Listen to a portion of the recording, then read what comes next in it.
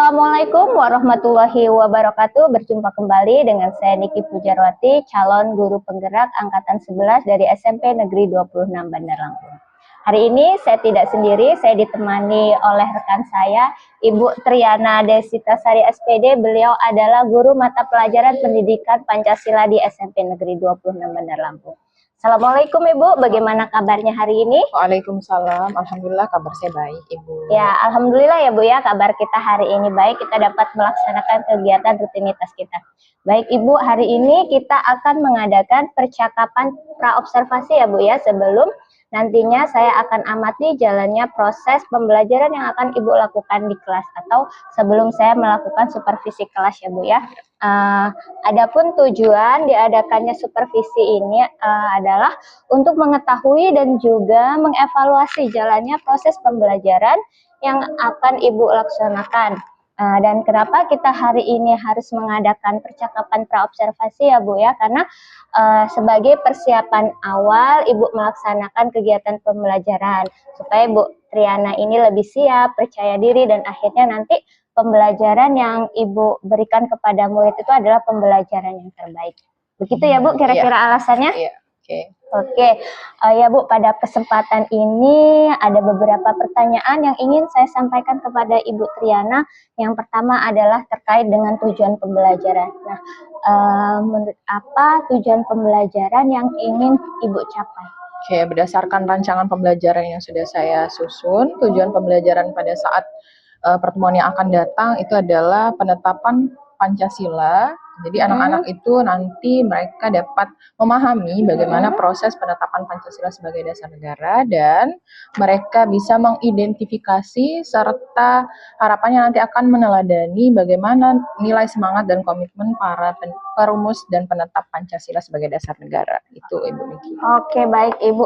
Jadi seperti yang sudah Bu Triana sampaikan tadi ya Bu ya, jadi ada dua ya Bu ya tujuan pembelajaran yang ingin Ibu capai. Nah, selanjutnya Bu, bagaimana dengan area pengembangan yang ingin Ibu capai atau ingin Ibu observasi dari murid Ibu nanti pada saat pembelajaran? Oke, untuk area pengembangan itu ada dua, yaitu pengetahuan dan keterampilan. Untuk pengetahuan sesuai dengan tujuan pembelajaran, yaitu memahami proses penetapan Pancasila sebagai dasar negara.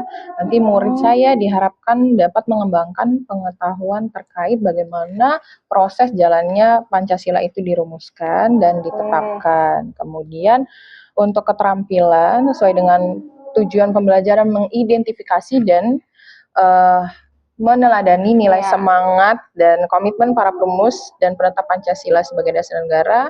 Murid saya diharapkan dapat menggunakan keterampilan yang mereka miliki untuk mengidentifikasi apa saja nilai semangat dan komitmen yang ada pada tokoh perumus dan penetap Pancasila. Nah, tadi Bu Triana sudah menyampaikan ya bahwa area pengembangan yang Ibu capai itu ada dua ya Bu ya, ternyata ada dari segi aspek pengetahuan dan aspek keterampilan ya benar. Nah, itu tadi di area pengembangan. Nah, sekarang saya ingin mendengar Bu, bagaimana sih rancangan pembelajaran Ibu nanti, mungkin dari sisi model pembelajaran, strategi, dan metode pembelajaran yang akan Ibu terapkan nanti. Untuk strategi pembelajaran yang saya gunakan adalah PJBL, Project Based Learning. Oke, kemudian untuk sumbernya ada PPT, video pembelajaran, dan penjelasan langsung dari saya. Kemudian di pembelajaran ini saya juga mengintegrasikan pembelajaran sosial emosional. Oke. Ada diskusinya nggak? Iya, ada. Nanti di akhir, di tengah pembelajaran anak-anak akan diberikan masalah untuk didiskusikan bersama kelompok. Kira-kira nanti pembagian kelompoknya itu di random apa yang pintar-pintar satu kelompok gitu Bu? Kira-kira? Di random, jadi ada anak-anak yang pintar, kecerdasan sedang, tinggi, dan rendah atau kurang aktif. Oke, tadi Ibu sudah menyampaikan ya Bu ya, strateginya itu nanti mau pakai PJBL, berarti nanti mereka akan ada project ya Bu ya. Kemudian tadi juga sudah medianya itu nanti ada video, ada PPT, dan Ibu Janti juga akan menjelaskan langsung ya. Terus dalam diskusi nanti mereka akan dikelompokkan tuh random ya Bu ya, tidak yang pintar-pintar atau yang kurang-kurang seperti. Nah, sebenarnya Ibu itu salah satu strategi diferensiasi ya Bu ya, yang nantinya Ibu akan terapkan. Tadi juga Ibu sudah akan menerapkan pembelajaran sosial emosional gitu. Oke, Bu. Nah, tadi kan kita sudah berbicara metode, model, strategi ya, Bu. Nah, kemudian yang saya tanyakan, kira-kira media apa sih, Bu, yang akan Ibu gunakan nanti pada saat proses pembelajaran? Oke, jadi media pembelajaran yang saya miliki itu ada PowerPoint, Hmm. video, kemudian menggunakan alat LCD, speaker. Oke, sudah lengkap ya, Bu, ya, untuk mendukung proses kegiatan pembelajarannya. Nah, kira-kira nih, tadi kan Ibu sudah merancang sedemikian ya, Bu, ya, pembelajaran yang akan Ibu laksanakan nih. Ibu akan melaksanakan kegiatan misal di kelas berapa, hari apa, dan jam keberapa, Ibu? Ya, saya nanti masuk kelas di hari Senin, itu jam ketiga dan keempat di kelas 73, Ibu. Oke, jadi baik Bu, nanti pada hari Senin ya Bu ya, jam ketiga dan keempat di kelas 73 tentunya dengan rancangan pembelajaran yang Ibu sampaikan, saya akan masuk ke kelas Ibu ya Bu ya. Saya akan melaksanakan kegiatan supervisi, nanti di sana saya akan melihat dan mencatat hal-hal yang terjadi di dalam kelas. Oke ya Bu ya, ini adalah percakapan kita di kegiatan praobservasi sebelum Ibu melaksanakan kegiatan pembelajaran di kelas. Nanti setelah kegiatan pembelajaran di kelas atau kegiatan supervisi, nanti akan ada percakapan pasca observasi Bu, tapi nanti kita tidak berdua, nanti akan didampingi oleh pengajar praktik saya gitu. Nah Ibu, sebelum kita mengakhiri percakapan hari ini Bu, menurut Ibu apa sih yang sudah Ibu dapatkan nih dari percakapan kita yang singkat ini? Oke, dari percakapan kita, saya mendapatkan gambaran lebih jelas tentang bagaimana proses pembelajaran dan media yang akan saya gunakan. Media yang nantinya saya gunakan harus saya persiapkan dengan matang dan dari sekarang. Oke, jadi nambah ya Bu ya, lebih jelas nih gambarannya, terus medianya juga harus Ibu siapkan dari sekarang agar nanti pembelajarannya maksimal ya Bu ya. Oke Ibu, terima kasih banyak ya Bu atas waktunya, sudah mau berbincang-bincang dengan saya nih di percakapan praobservasi ya Bu ya. Semoga nanti rancangan pembelajaran yang sudah disusun berjalan lancar ya Bu ya. Oke Ibu, ya terima kasih, sampai ketemu lagi pada kegiatan observasi kelas. Oke, ya Bapak Ibu, demikian kegiatan praobservasi yang sudah saya lakukan dengan Ibu Triana. Sampai ketemu lagi pada kegiatan observasi dan pasca observasi. Nah, terima kasih. Wassalamualaikum warahmatullahi wabarakatuh. Waalaikumsalam. Bersiap. Beri salam. Assalamualaikum warahmatullahi wabarakatuh. Waalaikumsalam warahmatullahi wabarakatuh. Baik, anak-anak, kita akan mulai pembelajaran. Bagaimana kabarnya, Nak? Baik. Alhamdulillah. Baik, anak-anak, Ibu akan mengabsen sebelum kita memulai pembelajaran. Aisyah, Anggun, Chelsea, Darel, Nada, Raden, Vindi, Silviana. Oke, baik. Hari ini semua peserta didik hadir. Semoga kalian semua yang hadir nanti bisa fokus dan serius dalam belajar. Baik, anak-anak, hari ini kita akan mempelajari penetapan Pancasila sebagai dasar negara. Untuk menumbuhkan semangat, Ibu minta kalian berdiri semua. Kita akan menyanyikan lagu Garuda Pancasila secara bersama-sama. Dalam hitungan ketiga, nanti dimulai ya. 1, 2, 3. Garuda Pancasila, akulah pendukungmu. Patriot proklamasi, sedia berkorban untukmu. Pancasila dasar negara, rakyat adil makmur sentosa, pribadi bangsaku. Ayo maju, maju, ayo maju, maju, ayo maju, maju. Oke, terima kasih. Boleh duduk kembali. Baik, anak-anak, lagu Garuda Pancasila tadi Ibu ambil sebagai ice breaking kita pada hari ini untuk menumbuhkan semangat kita semua. Ada yang bisa menyebutkan apa hubungan lagu Garuda Pancasila dengan materi yang akan kita pelajari? Coba Chelsea. Ya, silahkan. Apa hubungannya lagu Garuda Pancasila dengan materi yang akan kita bahas, yaitu penetapan Pancasila sebagai dasar negara? Di dalam lagu itu, di lirik Garuda Pancasila ada apa? Oke, kemudian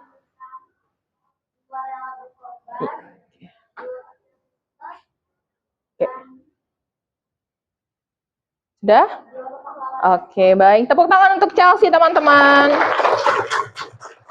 Baik. Benar apa yang dijelaskan atau disebutkan Chelsea, bahwa pada lirik Garuda Pancasila itu ada kata patriot proklamasi dan pahlawan itu rela berkorban. Nah, selain kita akan mempelajari penetapan Pancasila, pada pagi hari ini kita akan juga mengetahui bagaimana sifat atau sikap yang bisa kita teladani dari para pahlawan yang merumuskan dan menetapkan Pancasila. Jadi ada dua tujuan pembelajaran kita. Yang pertama adalah, coba dibacakan oleh Safira. Silakan dibacakan tujuan pembelajaran kita pada hari ini.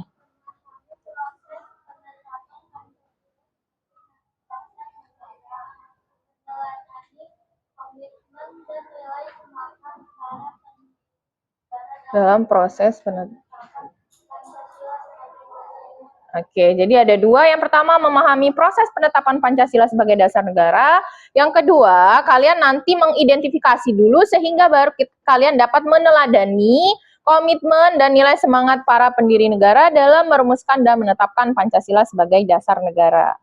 Oke, Ibu punya pertanyaan pemantik. Kapan penetapan Pancasila berlangsung? Kemudian bagaimana semangat kebangsaan para pendiri negara yang tercermin dalam nilai-nilai Pancasila? Ada yang bisa mencoba menjawab?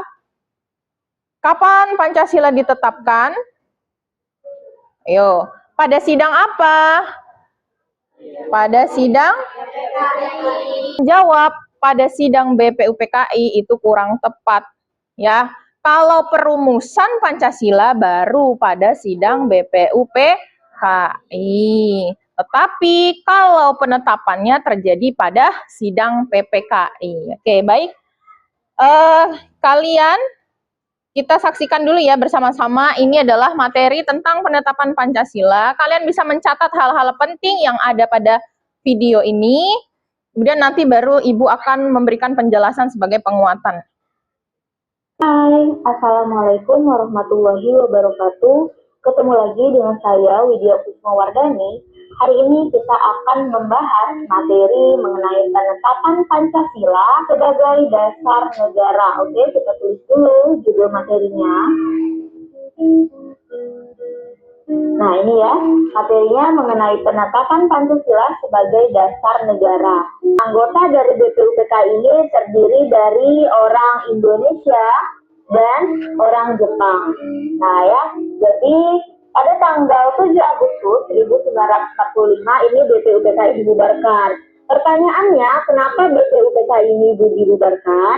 Jawabannya, karena BPUPKI ini sudah selesai. Jadi BPUPKI dibubarkan alasannya karena BPUPKI ini sudah selesai melaksanakan tugasnya. Ya, tugas dari BPUPKI itu yang dilaksanakan adalah untuk merancang Pancasila. Pada video sebelumnya sudah saya jelaskan bahwa pada sidang pertama itu konsep dari Pancasila itu dijabarkan oleh 3 orang tokoh, ya, yang mana konsep dari Pancasila ini kemarin dijabarkan oleh yang pertama, hari pertamanya adalah Sutomo, hari keduanya adalah M. Yamin, dan yang ketiga adalah Insinyur Soekarno. Nah, jadi konsep Pancasila ini lahir dari pemikirannya Soekarno, ya, Insinyur Soekarno. Nah, kita lanjut. Jadi setelah BPUPKI ini dibubarkan, maka yang kedua dibentuklah PPKI, ya. PPKI ini merupakan organisasi buatan negara Jepang juga, ya, sama dengan BPUPKI ini, ya. PPKI ini diketuai oleh Soekarno dan Wakil ketuanya adalah Muhammad Hatta. Nah, jadi setelah BPUPK ini dibubarkan, dibentuklah PPKI. Nah ya, salah satu tugas dari PPKI ini adalah untuk menetapkan Pancasila ya. Jadi kalau BPUPKI tugasnya merancang Pancasila, kalau PPKI tugasnya untuk menetapkan Pancasila. Nah, PPKI ini dulu dia awalnya jumlah anggotanya itu adalah 21 anggota. Namun anggotanya ditambah lagi sebanyak 6 orang. Jadi total dari anggota BPUPKI ini adalah sebanyak 27 anggota. 9 Agustus, Muhammad Hatta, Soekarno, dan Raja Widodiningrat berangkat ke Dallas untuk membahas pembentukan PPKI. Ya. Oke, kemudian mereka bertiga tokoh ini kembali ke Indonesia pada tanggal 14 Agustus. Nah, pada tanggal 14 Agustus, Soekarno bersama tokoh lainnya meminta untuk segera menambah anggota PPKI menjadi 27 orang. Oke, baik, Nak. Tadi Ibu sudah menjelaskan dan dari video pembelajaran juga sudah dijelaskan bahwa penetapan Pancasila sebagai dasar negara itu terjadi pada tanggal 1945. Nah, sebelumnya PPKI dibentuk pada tanggal berapa? Oke, bagus. Dan pada tanggal berapa Jepang menyerah pada Sekutu? Oke, ya. Oke, baik. Itulah materi kita tentang penetapan Pancasila dan nilai komitmen para pendiri negara. Ibu punya tugas kelompok. Silakan kalian diskusikan bersama kelompok kalian. Kalian pilih 5 anggota PPKI, kemudian kalian cari biografi atau biodata singkatnya. Kemudian kalian gali nilai apa saja yang terdapat pada tokoh yang kalian pilih, ya. Kemudian kalian bisa menuliskannya dalam bentuk makalah, poster, atau mading sederhana atau clipping sesuai dengan minat dan bakat kalian pada kelompok. Ada pertanyaan tentang tugas? Ada pertanyaan tentang tugas yang Ibu berikan? Tidak. Oke, baik. Silakan diskusikan bersama kelompoknya. Berapa anggotanya? 4 misalnya. 5 anggota PPKI. Misalnya siapa? Kasman Simodimejo. Oke, beliau berada di mana? Kalian cari biografi singkatnya saja. Kemudian kalian cari nilai yang ditampilkan di kelompok tadi yang kalian pilih. Yang dipilih anggotanya siapa saja? Kasman Simodimejo. Oke, kemudian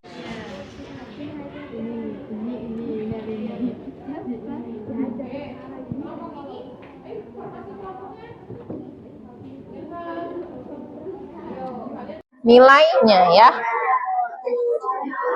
Pastikan tokoh apa yang didapat dan sifat atau semangat komitmen yang seperti apa yang kalian kaji dari tokoh tersebut. Coba Ibu ambil contoh kelompok 1 dulu ya, perwakilan Gibran. Silakan bisa maju ke depan.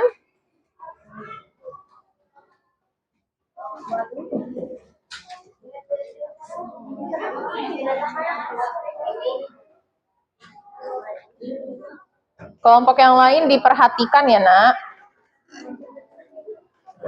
Ya, baca. Ya, boleh bergeser kalau kena slide. Dr. Kanjeng Raden Tumenggung Rajiman Widodiningrat lahir pada 21 April 1879 di Lopiangan, Yogyakarta.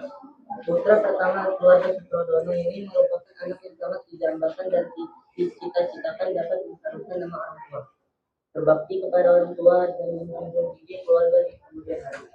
Sejak kecil Rajiman dididik disiplin untuk bekerja keras, saja sabar dan kesatria. Oke, jadi kelompok 1 salah satunya mengambil tokoh yang bernama Rajiman Widodiningrat ya.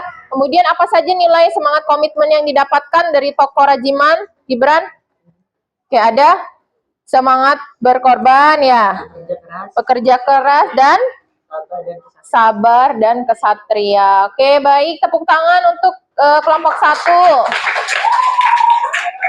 Silakan boleh duduk kembali. Ya, itu adalah gambaran dari kelompok 1 yang sudah mendiskusikan satu tokoh. Nah, kalian bisa melanjutkan dan nanti kalian bisa menuliskan ya sesuai dengan kreativitas kalian dalam bentuk poster, makalah, atau mading sederhana. Oke, baik. Untuk menutup pembelajaran hari ini, Ibu akan mengajak kalian merefleksikan apa saja yang kalian peroleh pada pertemuan hari ini. Siapa yang mau mencoba merefleksikan apa saja materi yang didapat hari ini? Ayo, siapa yang mau? Vindi, boleh. Silahkan. Kita sudah belajar tentang apa, Vin? Oke. Kemudian, selain penetapan Pancasila, kita juga sudah belajar semangat persatuan yang menjadi bagian dari komitmen para pendiri negara ya dalam merumuskan dan menetapkan Pancasila. Oke, silakan duduk. Boleh ditambahkan Ubaidillah. Oke, silakan berdiri, Nak.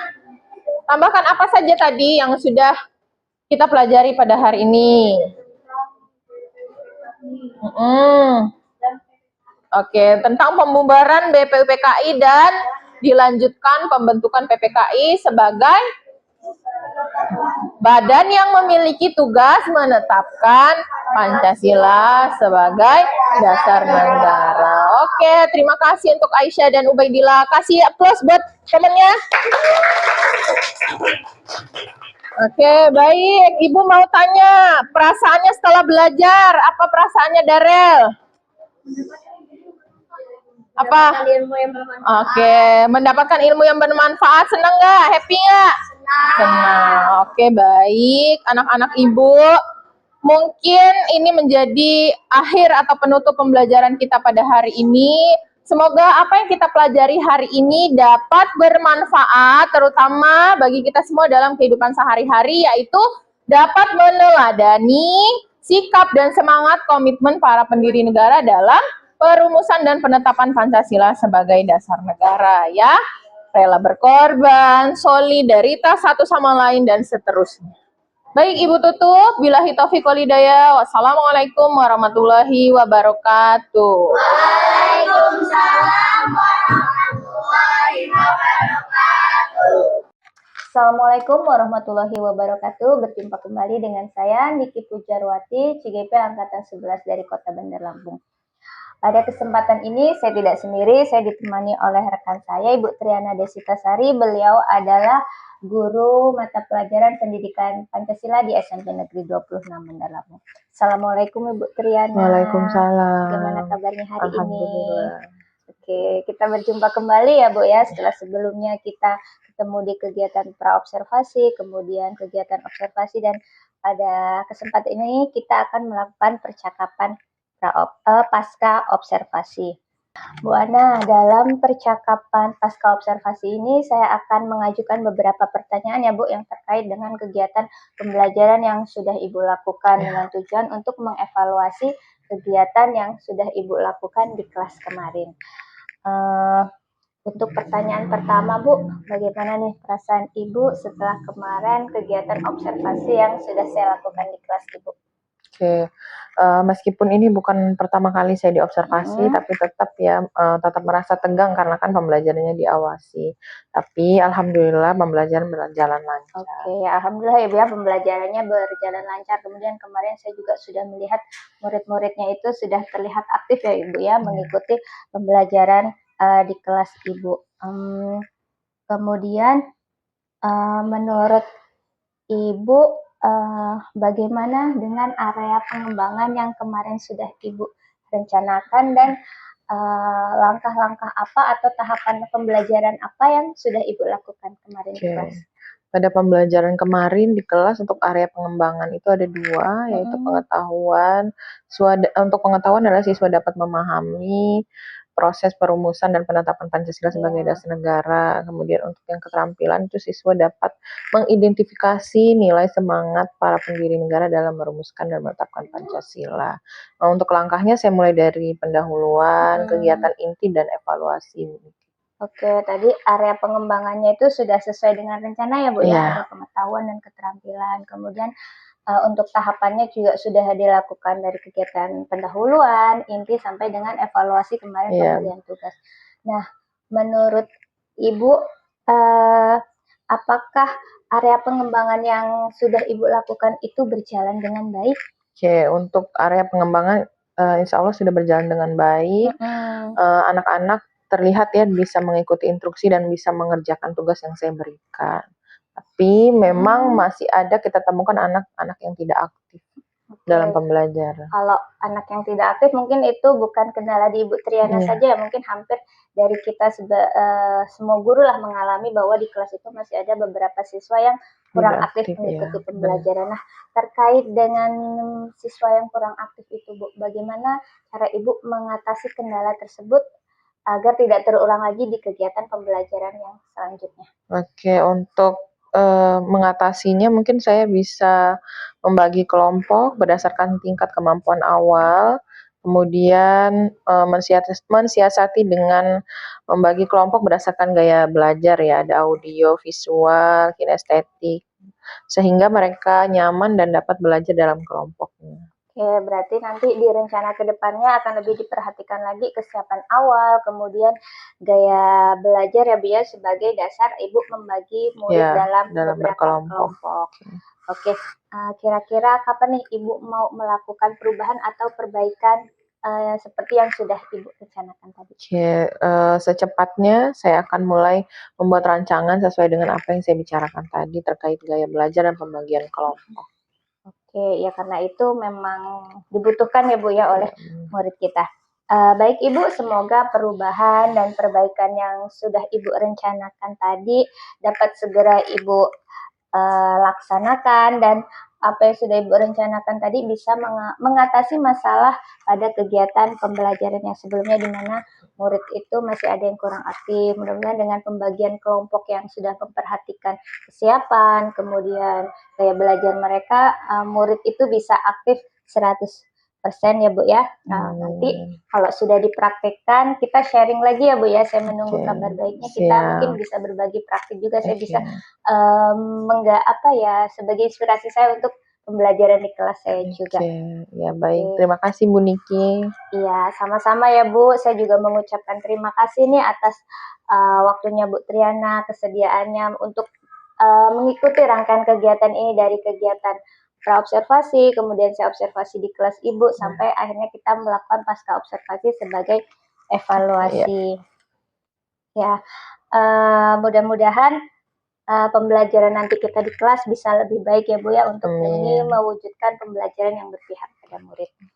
Oke, demikian rangkaian kegiatan observasi yang sudah saya lakukan, dimulai dari kegiatan praobservasi, kemudian observasi, dan hari ini saya melakukan kegiatan pasca observasi kepada Ibu Triana. Terima kasih atas perhatian semuanya. Saya akhiri. Wassalamualaikum warahmatullahi wabarakatuh. Waalaikumsalam.